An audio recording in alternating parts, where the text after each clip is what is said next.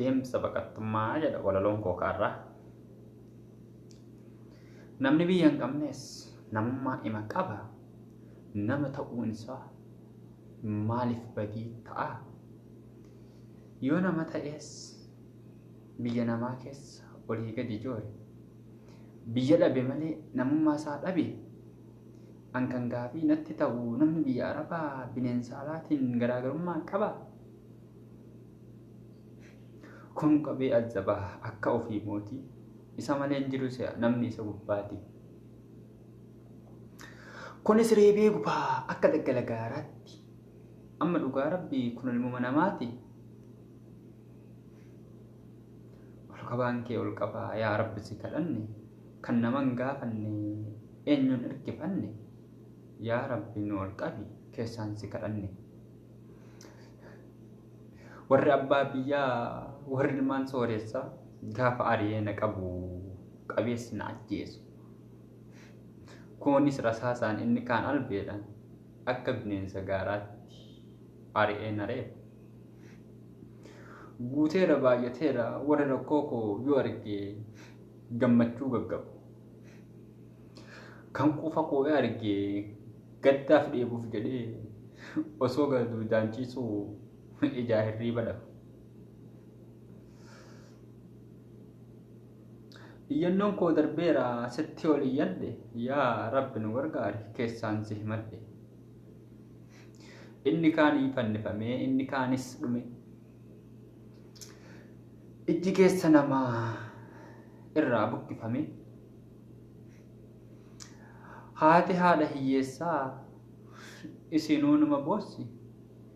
Deesseen haadha hiyyeessaa sitti ol kannatteera gara. Yaa Rabbi galmi haadha hiyyeessaa maaliif lafatti gattaa? Irbaataaf laaqanaa walwaameera. Walwaamee waliin dhugaa waliif taha makkoo lammii waliif gaachana fira gaafa rakkoo. Eessatti illee yoo ta'e foontu fooniif dhiiga. Kanaaf lammiin koo waan qabu baatee wal birattiin fiiga. Aadaaf qabna nuti gaafa guyyaa rakkoo wal bira dhaabbachuu isa booranaa iyye jimmarraa dirmachuu warra harargetti du'eef. Wallagga gumaa baachuu kaleessuma miti gaafa isa shawatti lukti cabdee arsiidha okkolu. Garaa gugitti beeleef walloo manni ajaa'iban argee gaafa raayyaan dhufee harargetti yaa'e. Aanan marqaaf dammi jigee lafa naa'e. Karrayyuunis jira warri abbaa goota laaqana qopheessanii waaman oromoota.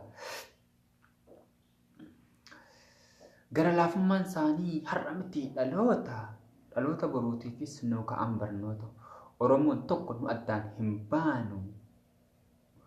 Warri tokkummaa jibbu warri dhugaa haalu warri shira xaxee malu adeemsaaf sochii keenyaan nu waliin hin taanu. Nu keessa haa baddu nu waliin madaaltu. Goota Aliyyii Cirrii. Rabbi gaafa nu uumu kaayyoo mataa isaa qaba hangafni ilma namaa nabi Aadam irraa jalqaba. Gaafas irraa jalqabee horteen ilma namaa haala jireenya isaanii ta'e bakka lama inni tokko gaarii inni kaan immoo hamaa. Inni biraa immoo cal jedhee dadhabaa seenaa gaarii jechuun kan hin taane raatu isa ofii irra dabree lammii isaatiif jiraatu. Tokko lama jedhee danda'ee maqaan dhahu. Nagaa Afraamanni isin bira haa ga'u. Kan karaa jallaa cufee nuuf bane karaa sirrii goota sikkoof manduu Koloneel Aliyyii Cirrii. Eenyuufuu yoo bu'an imimmaan ima dhufaa biyyeen nama hin diddu gootnis ima du'a. Isin yoo duutan illee seenaan keessan hin duune. Kaayyoo keessan ni geessina bakka keessan buune.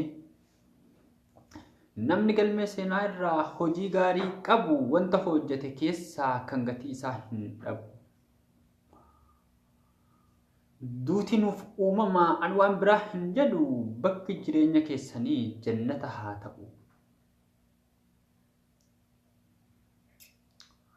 Goota dhaltee deemtee ka addaan hin baasne kan saba addaan hin qoonne hayyuu gootaaf malu kan gootummaaf hayyummaan isaa osoo jireenyaan jiru barreeffamuuf tolu.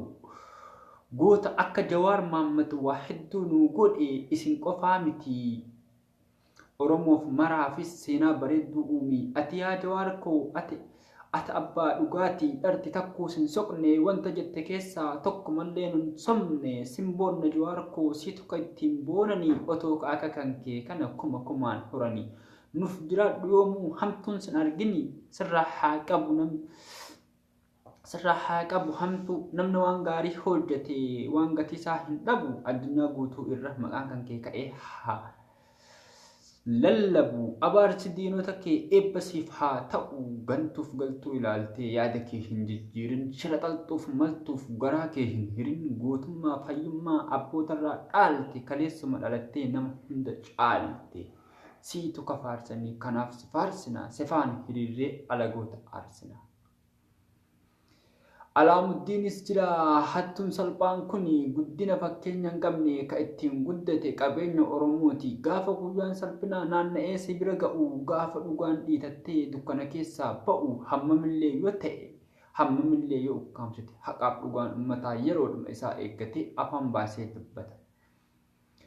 Bara dheeraaf nu saameera saamicha tilmaama hin qabne qabeenya meeqaaf meeqa maqaadhuma isaatiin dhabne erga qabamuun isaa hin oolle hattichi kun jaarsa abaarsaa qabeenya koo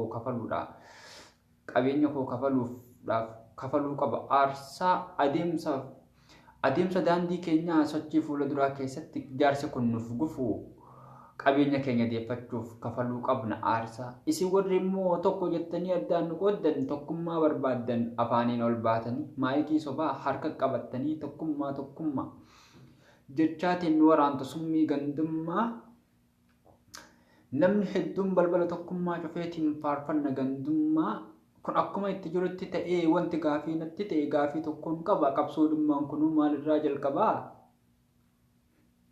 waamicha sabaa dhiisee waamicha sabaaf kaata amma dhugaa rabbii Oromoon sima fa'aalaata Edaati duraanuu maayikii sabaa ba'attee bakka garaan kee jedhe qofattiin gugufteetiin kaata haala akkanaa wal wajjiin hin taanu dibbee sabaa rukutin sifaanan hiriirru. Siin argaaf jedhee garaa baatee maraatu nutti fakkaatee ture kan waa'ee kennaan maraatu. Kan darbe darbeera lammuu nutti hin argaamin faayidaan kee nutti haa hafu hin dhufnu nu waamin.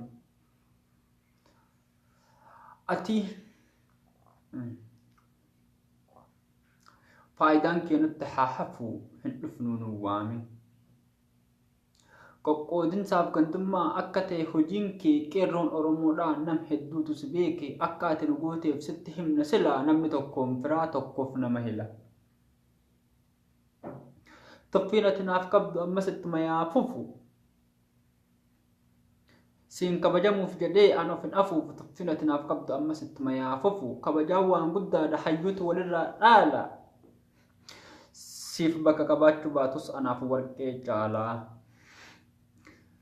Jireenya keessanis waan garre erga addunyaatti makamne waanuma nama isin fakkeessu isinirraa dhabne. Utuu ati nama hin ta'in jaarraa tokko guutuuf fitne namni foon namaa nyaatu inni du'aan qixxe. Isinni jirra ofiin jettu waanuma hin duuneef jirtu midhaan nyaattaniif malee hunduu duutaniirtu. Dhageenyee dubbannee waan keessan argine waa'ee keessantu haasa'ama garuu addaan naan baane dhugaa taanaan isin deebisin isinillee taatoo baafanne.